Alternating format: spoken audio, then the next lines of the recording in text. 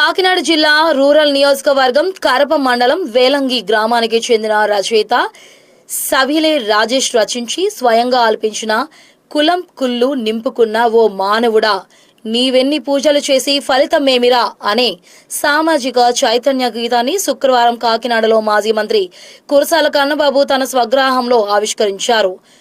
ఈ సందర్భంగా మాజీ మంత్రి కురసాల కన్నబాబు మాట్లాడుతూ రచయిత సవిలే రాజేష్ పుస్తక రచనతో పాటు సమాజ సేవలోనూ చురుకుగా పాల్గొంటున్న వ్యక్తి అని కొనియాడారు. రాజేష్ రచించిన ఆలపించిన ఈ గీతం సాటి మనిషిని ప్రేమించడమే నిజమైన భక్తి అనే గొప్ప మానవతా సందేశాన్ని ప్రజలకు అందిస్తోందని తెలిపారు.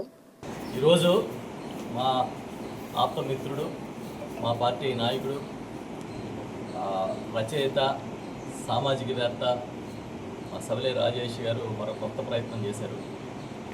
తానే గేయ రచయితగా, తానే గాయకుడిగా ఒక గొప్ప ప్రయత్నం చేశారు.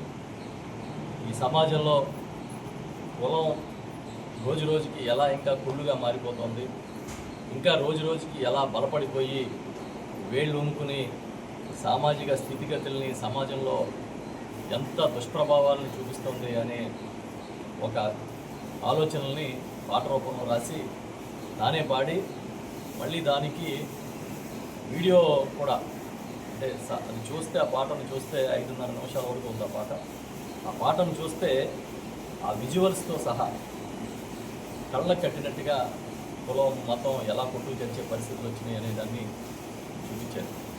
ఈ తొలి ప్రయత్నం విజయవంతమై రాజేష్ ఇంకా నెక్స్ట్ లెవెల్కి ఒక బహుముఖ ప్రజ్ఞాశాలిగా ఎదగాలని మనస్ఫూర్తిగా కోరుకుంటున్నాం. ఎందుకంటే ఆయన స్వయంగా రచయిత, పుస్తకాలు రాశారు.